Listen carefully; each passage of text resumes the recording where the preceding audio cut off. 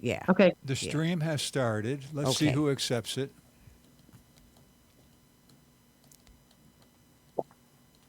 Twitch has accepted it. Okay.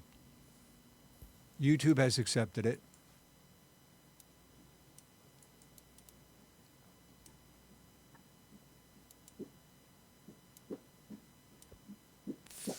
Facebook has accepted it. And Oops. WBFO has accepted it. Now, I send you the link. Okay.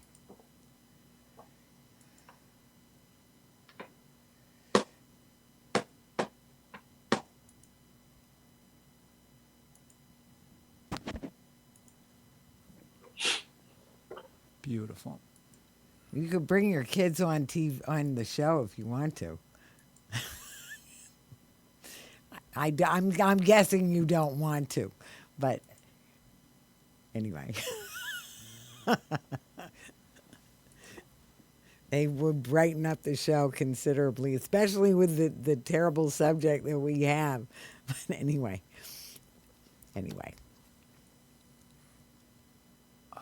Vicky, are you going to talk about the Oppenheimer movie? We will, especially if it's just me and Sameria. If we're down to just me and Sameria, we'll definitely be talking about Oppenheimer. Yeah. Okay. But even so, we can talk. Have you seen it yet, Shannon? Or no? No. And Jim hasn't either. Uh-oh. Yeah. Okay. Anyway. Because I was listening to different critiques of the show. Uh-huh. And one Okay. thing I thought was very revealing is there's nothing in the movie about what Japan looked like after the bomb was dropped, Uh-huh. That's true. which is pretty important. Right. Like. Yes, it's very, very important. No question. And did you know that what the Japanese got irritated about? No. They were advertising, go see Barbie and Oppenheimer. Yeah. And they're like, you shouldn't put those two things together. Right. No, you they're know? quite different. Okay. So I think we're almost ready to go. Can you get me back to the text? Yeah. Yeah. Sure. Because I don't know how to operate this thing at all. We have to change the text or something. No, I just want to see it. I thought it would help me to Oh, okay. see it. If you can put it. It's on there. Okay. Good. Good. Thanks. Okay. So. Oops. Okay. So are we? Yeah. I'm ready when you're ready. Okay. So.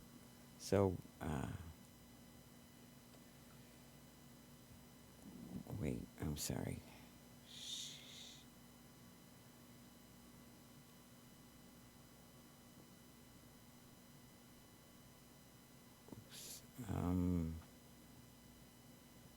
Okay. Have we already Yep. asked? Yeah, we're ready. We're ready. Okay.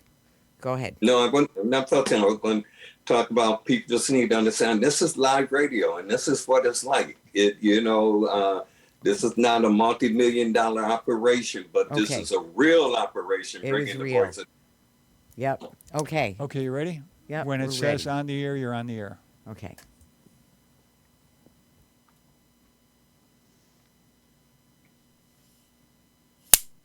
Welcome to Talking Peace with the Western New York Peace Center, being recorded here at Think Twice Radio in the home of the future, also the home of our friend and producer, Richard Wicca. Thanks, Richard. We also thank our friends at WBNY, Buffalo's original alternative radio station, 91.3 FM. Thank you, Buff State. And as we, especially today on Indigenous Peoples Day, I think of how our Indigenous friends, despite all the trickery and violence and oppression and near extermination that they suffered, there has been, they start everything off with a gnonyo of thankfulness, of remembering Mother Earth and all the creatures and the plants and all the different elements in the world, and the great mystery and the great creator and all the love that makes it all happen. And so then they say Yahweh, and the people say no. So I'll say Yahweh. No. No. No. Thank you. And so we're very excited. Again, today is, besides being UN declared World Indigenous Peoples Day, it is also the anniversary of the bombing of Nagasaki by the U.S. with nuclear weapons. And nuclear issues are very, very alive and present. And we're very excited about our special guest. So I don't want to waste any more time, but just to go around and to say we are thrilled to have Jim Anderson, who has, again, just more roles and qualifications than I can imagine. That, of course, he's the president of PeaceAction New York State and former board chair at the Western New York Peace Center. He's also the national co-chair of PeaceAction. That's PeaceAction National, and he's joining us from Japan. So I'll just leave it at that because he'll have to leave pretty soon. And then I'm very... Well, let me just jump. Go ahead. I'll jump in the interest of time. I want to thank everyone for their forbearance with us. And I want to thank my fellow presentators on this part for allowing me to go first. I am in Japan. Wait. And the reason I am here... Wait, okay. I'm sorry. I just wanted to... Oh, okay. Go ahead, Jim. Sure. Go ahead. Yep. I'm in Japan, and the reason I'm here is that this is the 70th anniversary memorial remembrance of the bombing of Hiroshima and Nagasaki. And it is also another year in which the Hibakusha, the survivors of the dropping of those bombs, are leaving the planet because they're up in their 80s and they're dwindling down. But this is also an intersectional moment for the world because the world is here and the issues we're dealing with, everybody has skin in the game, whether you know it or not. And I have to pay to the fact that what led up to all of this really starts with our sisters and brothers of the Native American community, from which not only was unceded land taken and people murdered, but the riches of the land were being stolen then. I'll just say that part because they will speak for themselves. And what was done with these resources that were taken was to make the bombs that were dropped on Hiroshima and Nagasaki. I want to add something else in, and I want to tell you why it's important at this moment. The Hibakusha have no bombs. They have no airplanes. They have no weapons at all. All they have is the scars and the pains that still upon their bodies and have inflicted generations of their family from what we did here, our nation, United States of America. I want to also quickly say, because the question was raised, was it necessary to drop a bomb? No, it wasn't. Some people might argue, but I have the facts and you'll hear more on a later show. And I have the evidence. And by the way, if you really study history and read the annals of what happened, the archives that come from our government, you will find that the reason they wanted to move the bomb forward, they moved with the test quickly and they wanted to deploy the bomb because guess what? Their words, they feared the fact that Russia was about to enter the war. And Japan, knowing that, was prepared and had started to negotiate, prepare to surrender. But the US, in their own words, not wanting Russia to have any credibility for resolving this, chose to move ahead with the bombing. When I get home, I'll show you the evidence that supports that. Along with that is the fact that after the bombing, when you think about it, killed innocent people. The weapons that they used were indiscriminate. They were not towards military targets. They were weapons, and as said by our U.S. government in their planning of these weapons, we need a weapon that will demoralize them mentally, kill, just really just destabilize them. How inhumane is that? Well, the Hibakusha who are leaving the planet, they say, and they cry in their own words as they begin to depart, that yes, it was evil that you reaped upon them, but their resolve to live and tell the story has led us to where we are today. What is the story they told? A consistent report out on what it was like with those weapons and how much damage was done. And they did that all the way through to where, and they, out of their pain, rose up in protest, calling upon everyone to resist and rid the world of these bombs. And the peace movement worldwide heard it. It crystallized into a worldwide movement that here we are, the 78th anniversary, still trying to get rid of these weapons, but we're at the entrance door. For we have passed a ban to bomb, an international treaty known as TPNW. It is the Treaty Against the Prohibition of Nuclear Weapons. And if you don't know about it, you can start Googling yourself. But when I get home, I have much more to tell about it. Now, let me tell you about that treaty. More than 122 countries have signed it, and it is in force. There is a 10-year window for the nuclear possessing states that possess nuclear weapons to try and meet the goal of reducing and ridding themselves of them. This is not anything new, but it is a push forward because the U.S. and other nations made the commitment before to start downsizing. And yet, here we are taking the monies needed for every human need, education, health, not only healthcare, housing, infrastructure building, have been taken from the human needs to give to the industrial military complex, which makes more and more weapons. And right now are trying to create even more designer AI type weapons on which to launch these terrible instruments. We, the people of the United States, have got to wake up.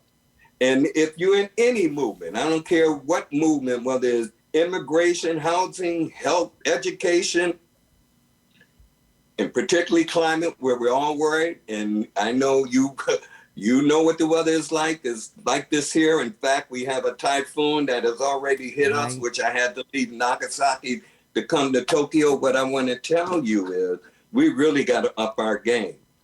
In New York, in Buffalo, when the state was going around holding hearing on clean renewable energy, you know, the climate leadership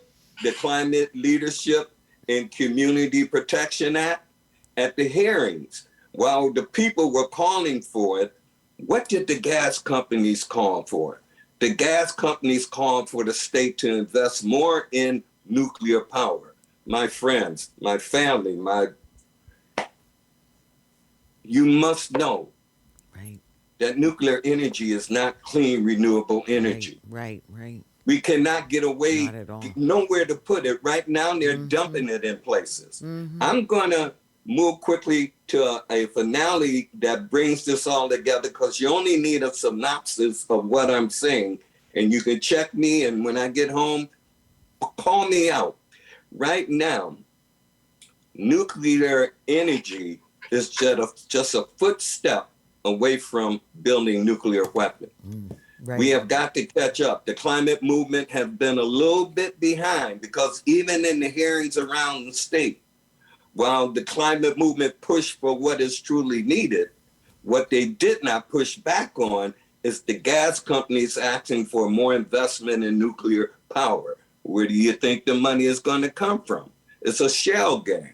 The money they didn't want to give you for the kind of clean energy you want will now be shifted if we allow it. I said, if we allow it.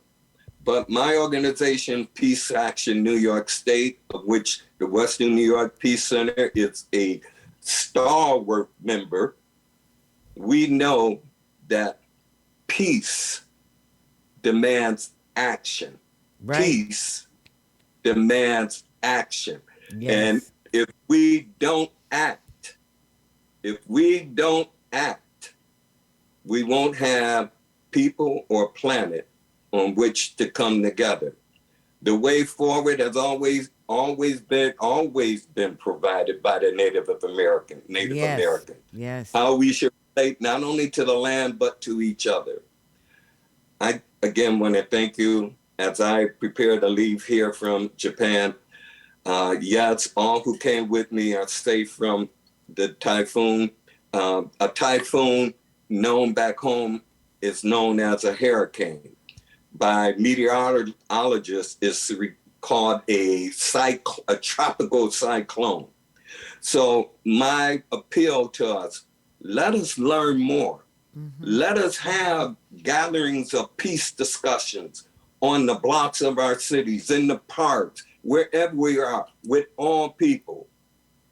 And believe me, it has nothing to do with race because there's only one humanity, and it is all of us together. The Right. people together can make the difference. I love you all. I look to get home safely and be with you and carry on. And I want to tell you to my young, lovely sister, Sameria, the young people here want to know about Oppenheimer as well. And they're going to be seeing that. I told them once they see it to write their views about it, and I will ensure that it's published in the U.S. And if you write yours, I will ensure that yours is shared with them. And to all young activists, keep the faith. Don't you grow weary. You are not alone. It's an intergenerational struggle, but believe me, you are the front line of our future. I love you all. Love you, Vicky. We love you too, Jim. Continue. I'm gonna stay here. Ooh, No, you're I'm gonna not. stay Because with it, and that's you're it. That's all I want to say. you're gonna turn into a pumpkin if you don't Yes, go. So just don't go. ask So y'all go ahead. You outside. can. But thank you for the time. See you soon. Thank you Love. so much. Peace and love. Love you, Jim. We'll see you when you get back. Okay. So, yeah, he What a knew his strong time was message. short. Yeah. Very strong. Very good. And here is Dr. Shannon Seneca. So, I'll just introduce her while she's getting on. And then, we'll just see when she's able to get on. So, Dr. Shannon Seneca, is a Haudenosaunee environmental engineer. She is Mohawk, Turtle Clan environmental health specialist, and she's working as assistant faculty at Roswell Park at the Center for Indigenous Cancer Research. She's also an alternate member of the West Valley Citizens Task Force. So we're very excited to have Dr. Seneca here. She and Jim actually were both in a press conference that we held when the Golden Rule came through, which is a sailboat that was used by Quakers to try and stop the U.S. from doing nuclear testing on the Marshall Islands in the 50s.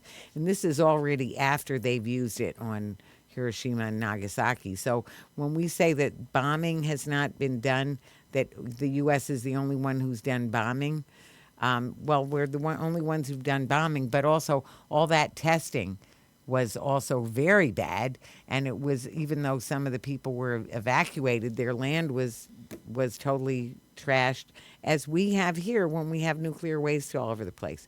So, Dr. Seneca, anytime you can join us, or if now isn't a good time and you want to come in a little later in the show, that would be all right too. We have about 40 minutes that we're doing from here. But anyway, it was very good to hear from Jim. And then I want to reintroduce Sameria Mbili, who is here. She is a recent graduate from Canisius College. She headed up Canisius College, PeaceAction Canisius College, which is one of the student groups that PeaceAction is New York State is wise enough and blessed enough to have. So we're very excited about student groups, as Jim was saying, and as we were saying in our previous immediate previous show, that the youth have such a special role and a lot of, the vitality and the knowledge and some knowledge the youth have more than we do. Oh no. You know, she left yeah, us. no, Oh. well, we'll see what happens.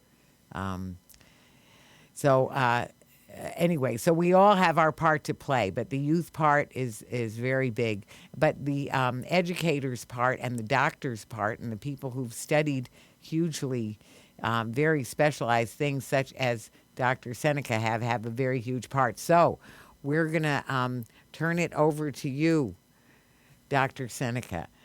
If you want to share with us your thoughts today on the anniversary of the bombing and some of the things you want to share about your research and the situation in West Valley. So, Hi. So Hi. my name is Dr. Shannon Seneca. Really hard for that title. Actually, just saying Dr. Seneca got me through some really hard times to be able to finish. So thank you very much for having me here today. And since we had the recital of the Great Law of Peace back in 1992, I had this calling to respond to the environment and our need for our resources being utilized. And so I really was intrigued and interested with radioactive waste and nuclear energy. Mm-hmm. And it kind of like brought me down the radioactive nuclear world.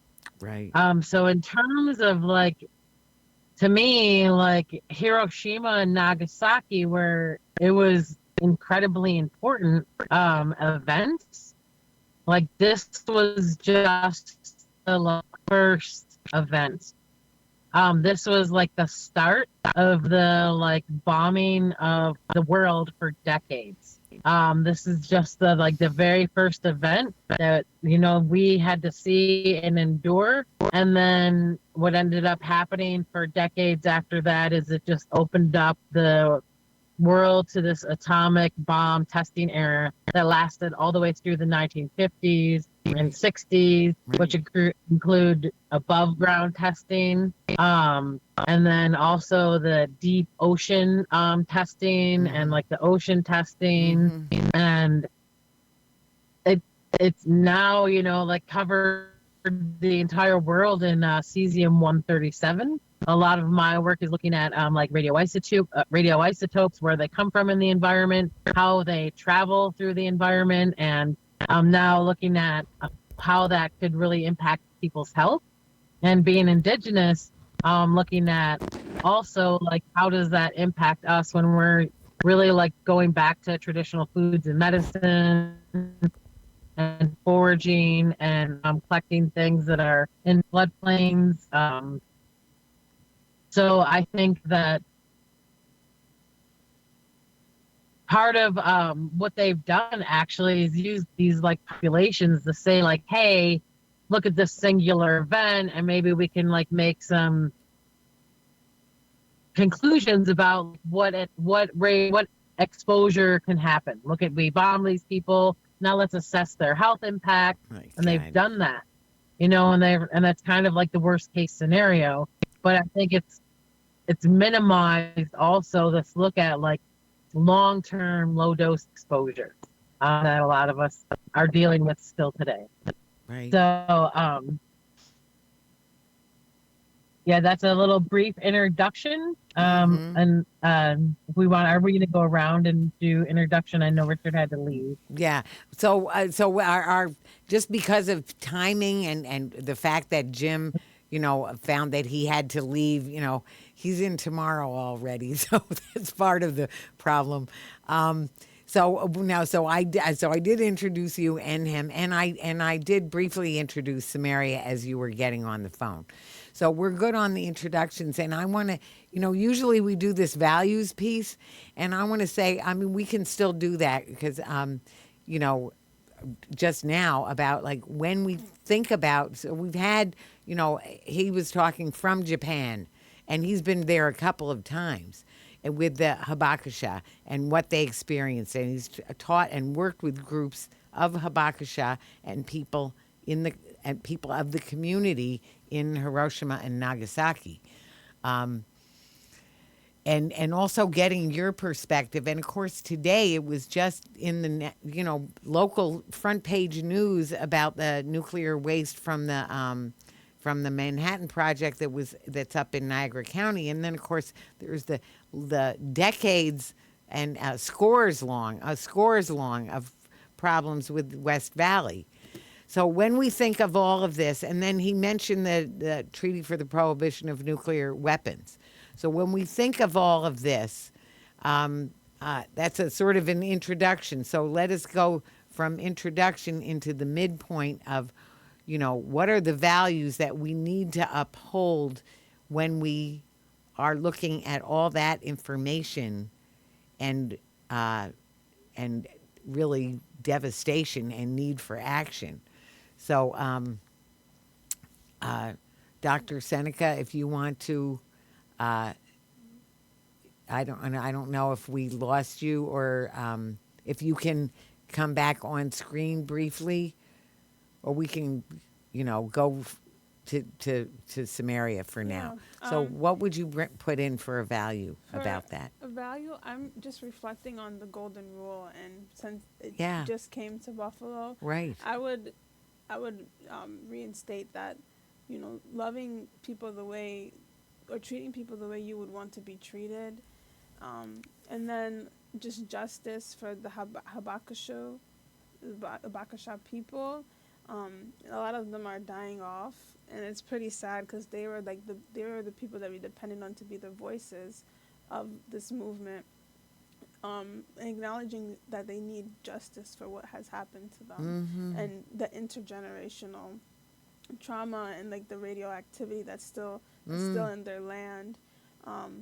So my main thing is justice, love, and remembering what golden rule stands for, and that's treating people the way you would want to be treated. We wouldn't want bombs dropped on us, and unfortunately the saying goes, you reap what you sow. So if you're going to be dropping bombs on people, I mean, I don't want to say it, but we have to really like move with love as a nation. Well, thank you for all of that. I want to say, in terms of the golden rule, the U.S. has never had any regard for the golden rule in terms of the things that we do, the American exceptionalism. We think the rules should be different for the U.S. than for any other country. Yeah. So that is a huge problem. And, of course, that, that it follows right through to the Indigenous, the UN DRIP, the UN Declaration of Rights of Indigenous People. Mm-hmm. So now say that we have the United States. If some other country came over and said, "Oh, we discovered it," now we'll put up a flag. Now we have our flag is up, so it must be ours.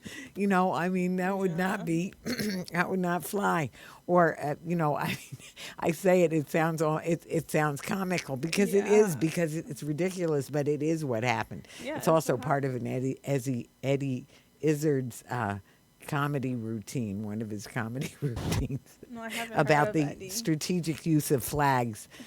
But the other thing, when you think about nuclear weapons, that's another area, very big area, where the U.S. feels that the rules should be different for us than for anybody else. We have more nuclear firepower than the rest of the world.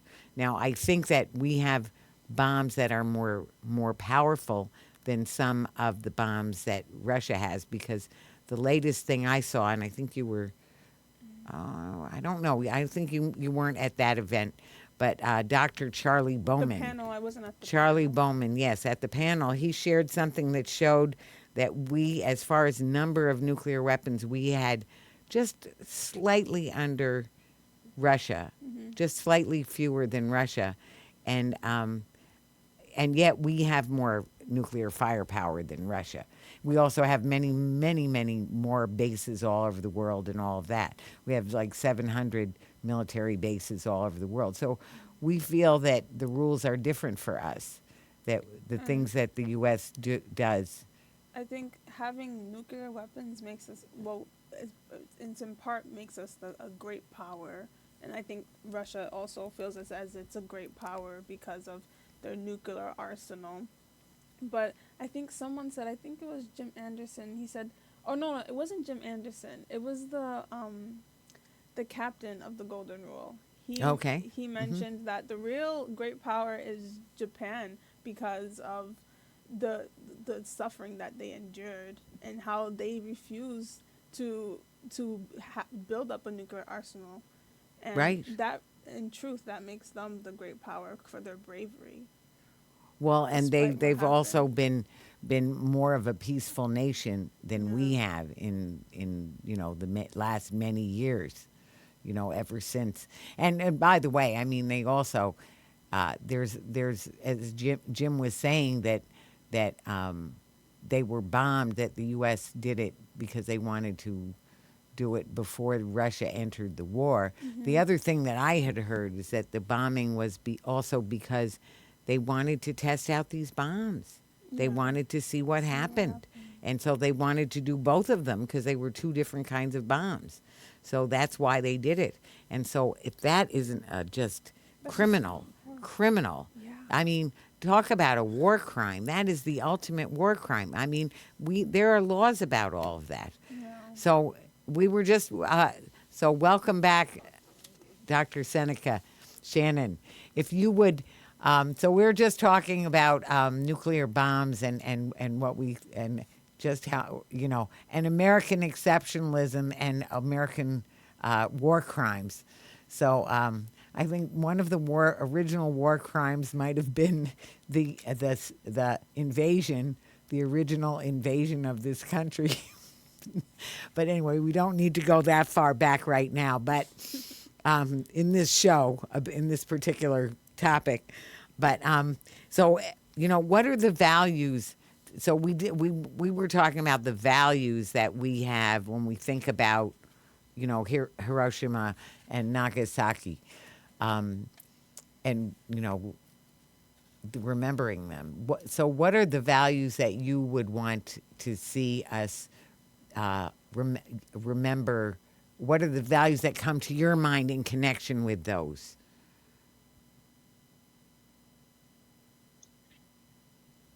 So I really like the courage and the thought of courage. One of the most interesting things that I learned recently is that the Japanese actually have a much longer lifespan than most. And that they, like she was just saying, have also like a really high ethical standard where they're not going to, go down this realm of nuclear weapons. Right. And so I think it's more of a value for human life. Like that might be debatable if we start talking about Fukushima and the dealing with the wastewater, going into the ocean there. But I really think it's more about courage and resiliency. And I think that's important to know. So we're not maybe as scared as the doomsday clock is, so close to midnight, and we're at the precipice of another nuclear war between the United States and Russia. I think we can at least look back to that to find some kind of hope. That but we also don't want that to make us okay with them, using these arms as their muscles. Yeah. Right. There's a difference, and really focused on like this value of human life. When it really comes down to it, I think like that's the big problem. And like, yeah, so Hiroshima, and I'm gonna keep talking about like this, the whole testing Right. of atomic bombs, because I don't think that people are even really aware of how much testing there has been, and Right. how much like we have like just dropped the bombs on the planet aside from those two horrific events. Um, so like, we did that to the Japanese, but then we followed up that with like decades of putting our own soldiers, Right. and other like forms of life, like in the right in line just to see what would happen. Right. Like we really have to have a shift in society where human life is, much more higher valued. Well, Um, so we could really learn from the Japanese, and maybe that's what we can take it as, like realizing their courage and learning from them on how to be better people. you're making me think of Junsan Yasoda, who I don't know if you might have met her or you might not have met her. You probably met her. Of course you did. Of course you did. So she did a number of walks coming through around here, and very connected to the Haudenosaunee, stopping at every reservation, etc. But I'm thinking of some of the Japanese youth and people who came to walk with her, and I remember hearing some of the stories, or even seeing some video of them, taking canoes, and going and sort of facing off against uh, uh, the authorities around the Fukushima, about what they wanted to have done and not have done, so that more for safety. So it makes me think of that, of what you're saying in terms of their courage, and well, certainly in terms of their dedication also to come all the way over here to walk for anti-nuclear walk, with her and with all of us. And the other thing it makes me think of is the oh wait, it just slipped my mind. The there was that, and anyway, the courage. First of all, the indigenous people have always shown in fighting back against the nuclear issues. You know, So there was a whole like then that also was just the plight against Asian, where like the plight against Asians began as well. right, Like right, on U.S. right. soil, and I think that they've been like that was like just the start of like trying to implant a continued bias on another like group of people that Right, I think we're still dealing with. A lot of Asian Americans are still dealing with today. right, right. When we had there were the really, it was essentially concentration camps for Japanese people in internment camps in the war. So yeah, it's just a very, but they've shown a lot of courage. Oh, I know what I was going to say is you were making me think about actually Albert Schweitzer, and he said reverence for life, as the highest value of reverence for life, so that's the whole creation and for human life, and just a way of doing things differently, which is what we were just talking about, which is what the indigenous wisdom, or I could even just say wisdom, of the people who are the most realized, the most highly evolved souls, have that wisdom of that reverence for life, and that caring, and protecting, defend the sacred. That's the other one I think of, and that makes me think of some of the walks that we've done with you all, and that there was a walk that we did right after the first Women's March, and it was called Defend the Sacred, or at least that was it was Water is Life, but somebody had a sign that said Defend the Sacred, and that has been to me, a big reminder, of what we need to do when we're trying to think, what do we need to do? That is part of it. That's a big part of it. So I would have to look for it all over again, but there was a couple of videos that have been pulled together on YouTube. And they actually like show a map of, and it actually will have like a dot based on like the size as well, and it shows all the atomic testing that has happened.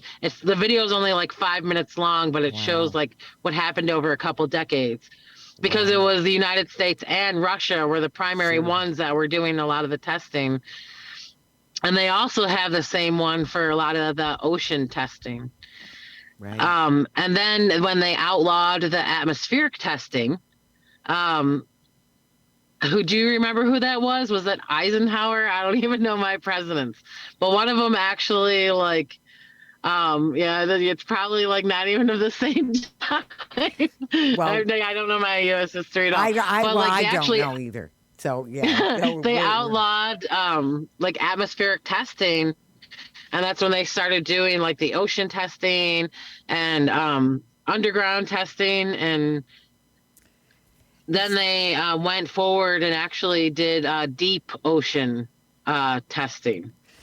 And you know what? That one, I don't know why, but that one like hit me the hardest.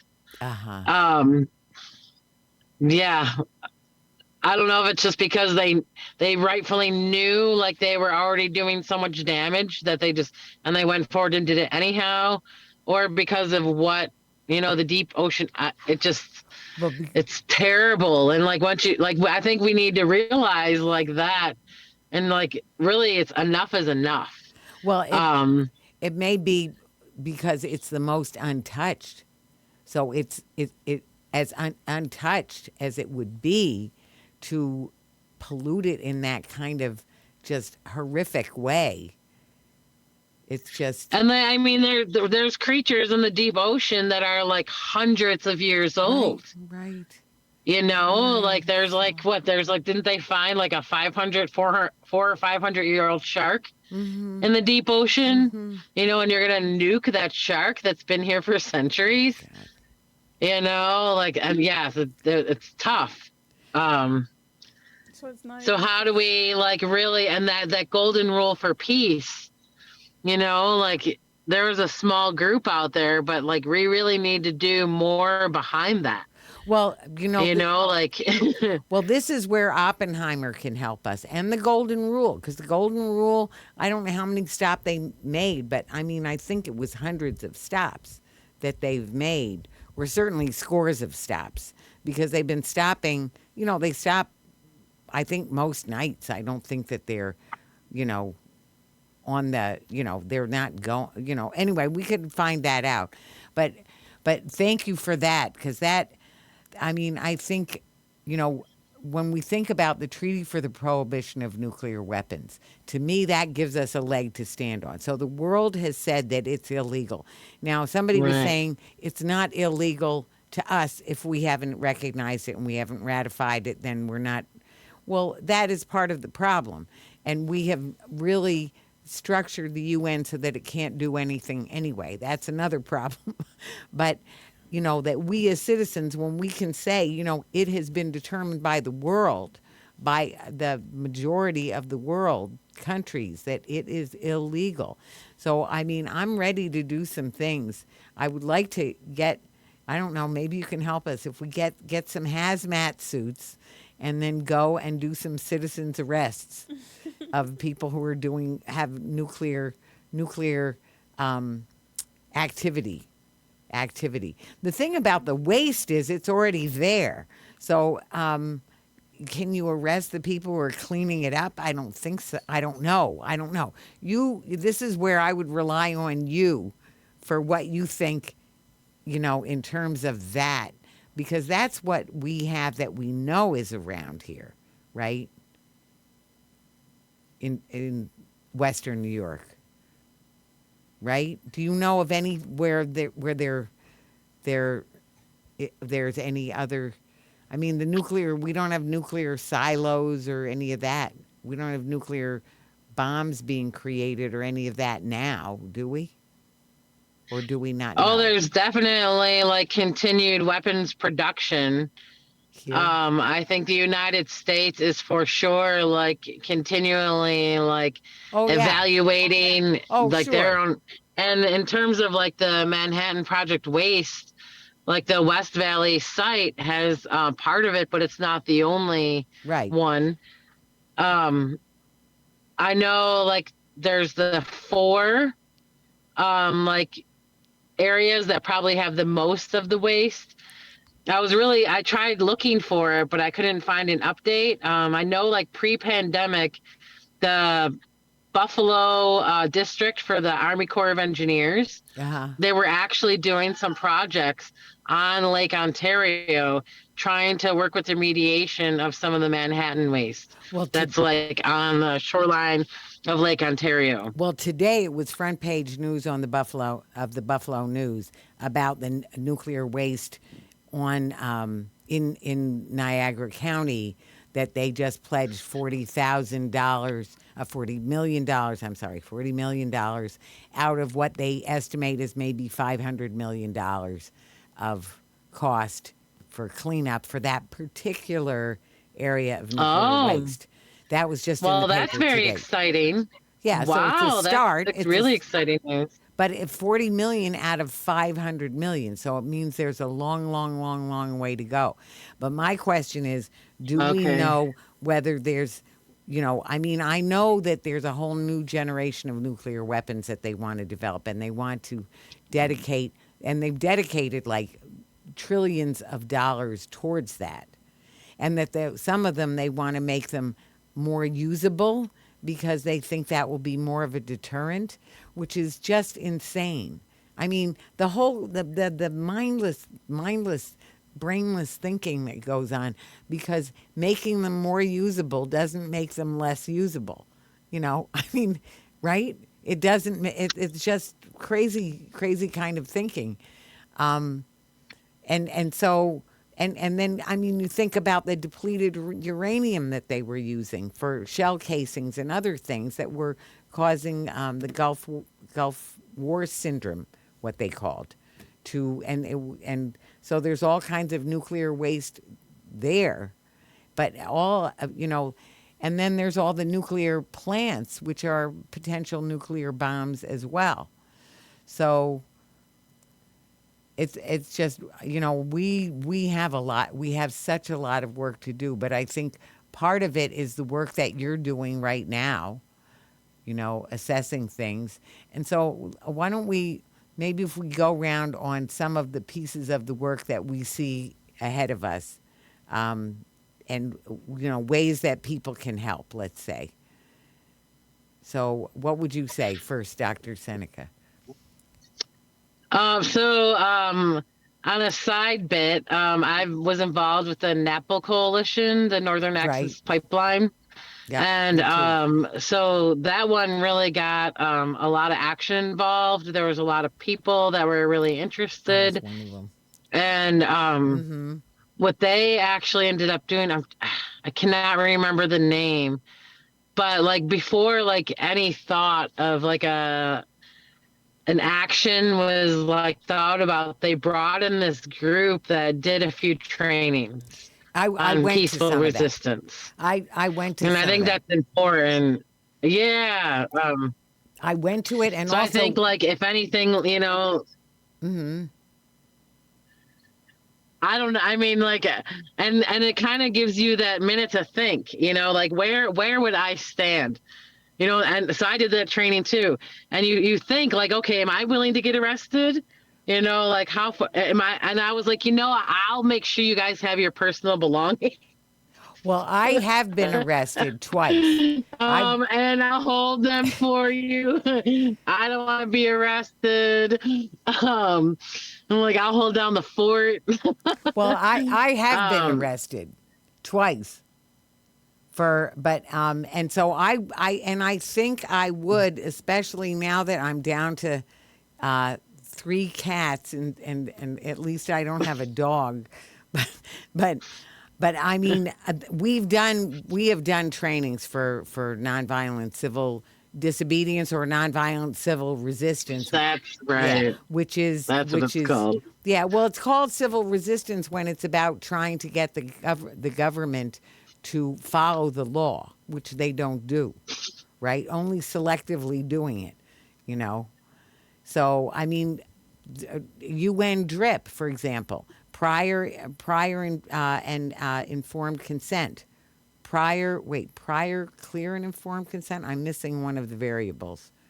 Prior clear and informed consent. Maybe that's it. But anyway, so when they're not giving people that opportunity, that's illegal. Or anyway. So that, thank you for bringing that up. That's one thing that people can And do. then what is the actual like action that's being taken? And this recent treaty, I think it's important to kind of get everybody on board. Right. But then we also like really, and the same thing comes up with West Valley. When we talk about we want to get rid of this waste and we have to do these cleanups and we have to fix the environment, but really like where are we going to ultimately put this waste? Right. Like we have to also start thinking about like long-term like repositories, which we still don't have. So we're demanding waste to be cleaned up and we don't even have anywhere to put it. Right. So like really like recognizing the entire like nuclear, like from cradle to grave and realizing what's happening in the like homelands of the people like the Navajo, Dene, and out west that they're having like the mining impacts. And then we have like the waste impacts and what are we going to do with that waste? And in the meantime, like don't nuke the planet. Right. And like try to kill everybody. Oh my God. So what about you, Sameria? It's so much, like I think it has to be very direct, focused ways to like get people involved. And like with the West Valley issues over the year, like last 10 years, 15 years that I've been involved in West Valley, it's really hard to like keep continued involvement with people. Right. And unless you have like actions. And same thing with the NAPL movement, like when people had meetings to attend and like comment periods to respond to, it's a lot easier to like form actions in response. Right. But then how do we like actually like have actions against like the nuclear thing? Like there's so many things that the White House is doing right now and their involvement in Ukraine, it's really being steered more in terms of like we must save Ukraine.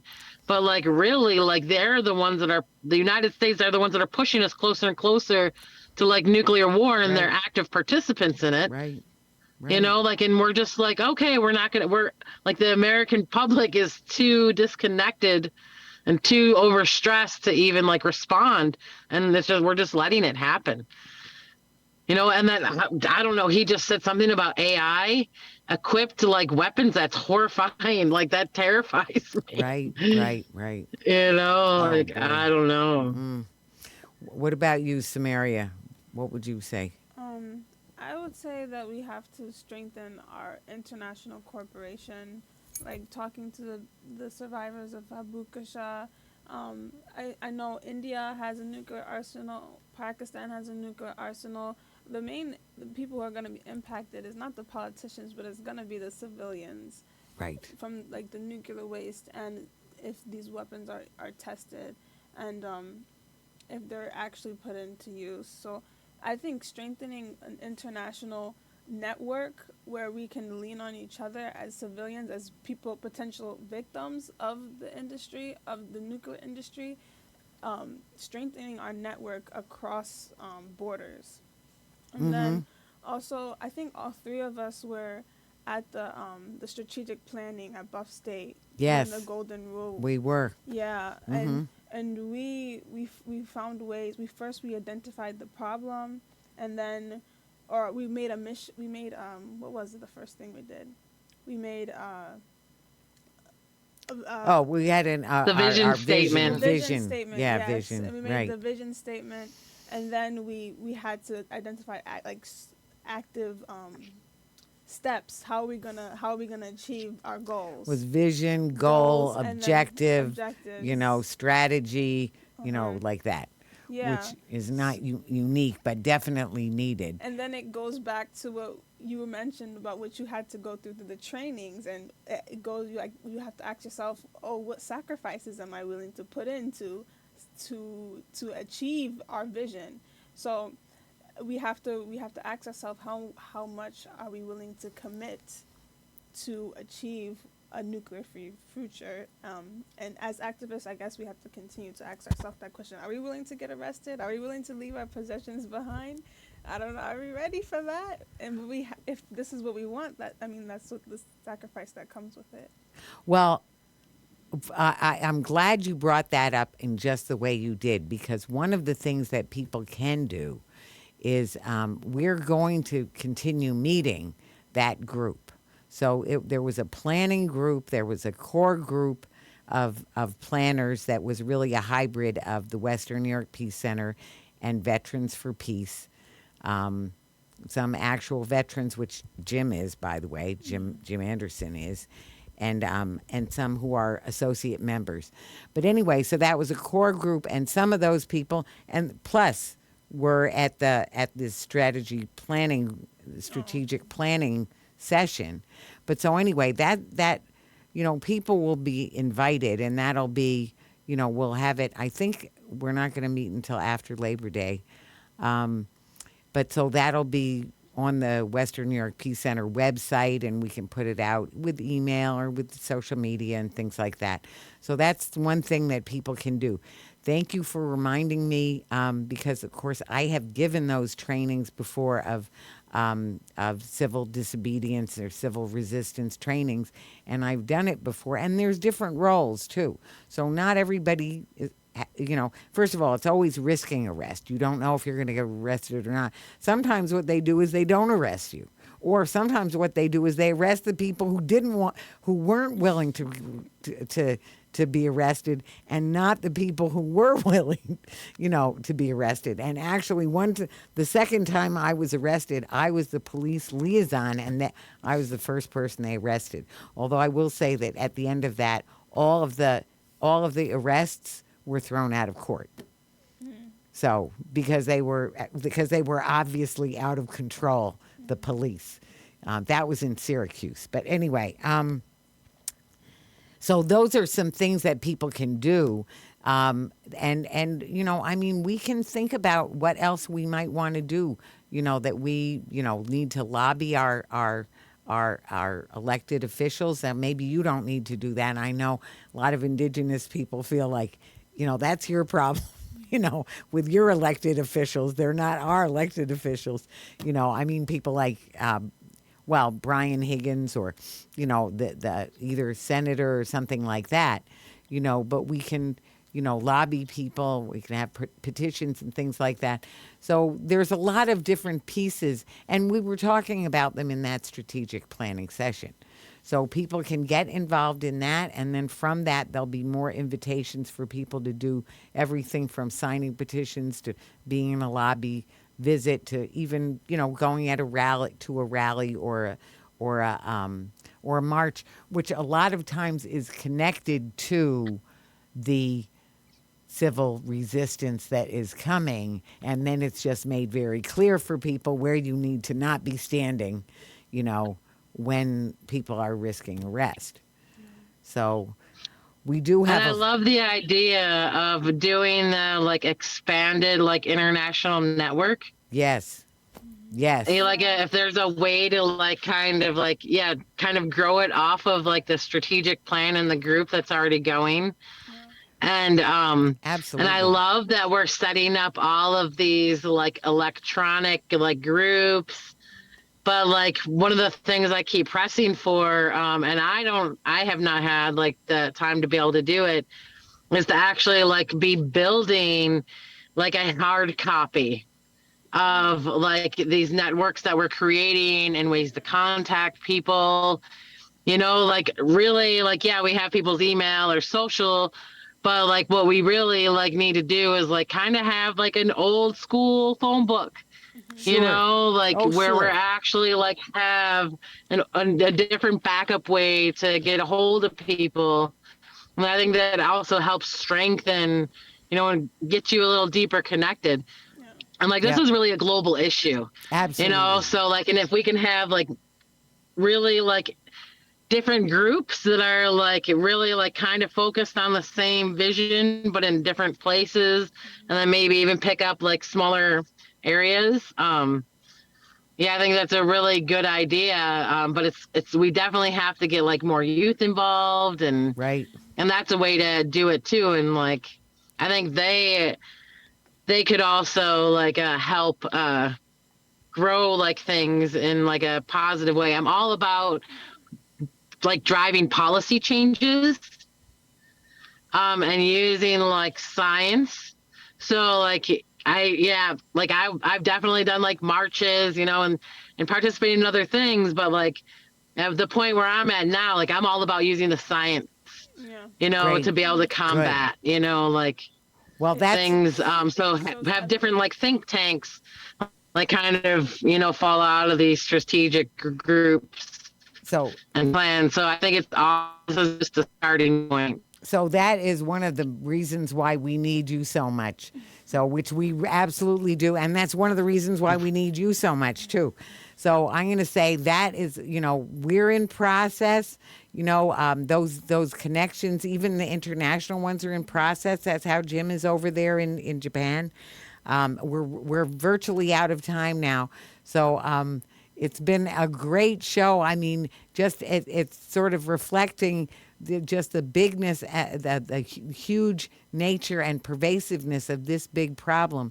But this is really, in so many ways, this is just a huge part of what we need to do, and we're doing it. So we're making the path by walking it.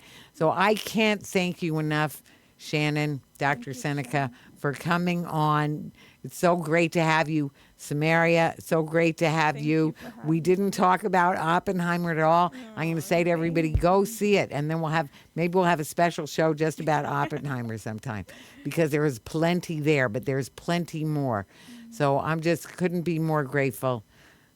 So thank you so much. Thank you. Thank you both so much. And Jim and everyone. And so onward, we're going to get there. So Nyahweh. No. And this is Talking Peace. And No. And this is Talking Peace. And together we've been talking peace in truth and love. Thank you so very much. Okay, that's a wrap. So Thank you. thank you. I hope your Awesome. kids, did you get them to bed in the middle or no? Or you're putting them to bed now? No, my connection was just going in and out, In and out, in and out. Well, anyway, we thank you so much for all your help when the Golden Rule was here and Yeah. now and every day, all the good work you're doing. So more to follow. Awesome. Thanks a Thank jillion. you. Yes, thank you. Big Talk to you hugs and soon. love. Nice meeting See you. you Awesome. again. Bye. Bye for now. Bye. Thank you. Okay, Then there was that was that. We did it. We did it. Yeah. We were missing two people, but we got through. We didn't get to talk about. Well, so Martha Hennessy was sick. That's why she had a fever. She didn't feel good. She forgot. I think something's going So that's what happened with her. What? I think something's going wrong. I think BBC said something COVID rise or something like that. I don't know. I think they're trying to scare us. Well, thank you, Richard. Thank you so much. That was never a dull moment. So that last show was a little bit more discombobulated than Yeah, usual. I thought it was gonna be the first show, but What? I thought the first show was gonna be a little more. No, that was very smooth very sailing. routine kind of thing. But this one was quite discombobulated because, first of all, because when we're off the air now, right? I'm shutting you down. Oh, Stand by. okay. No. Wait for me to shut you down. Oh, I wish you shut me down a minute ago. Can you shut me down retroactively? No, well, This won't be on the what- video. Oh. it won't be on the radio show. It will be on the video. Oh, okay. Yeah, I think. Shutting you down. Yeah. I'm having trouble shutting down now.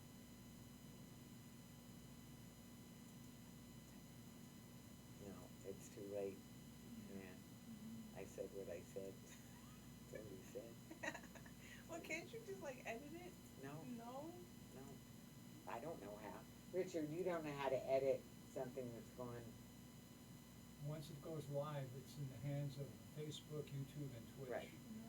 It's out of our hands. Right. Well, I mean, You didn't anyone say can anything see it was bad. a little bit. No, I didn't say. I Yeah. said that. Are we still in the air? I'm shutting you down. We just won't stop. Oh dear. Yes, thank you, people who are still watching.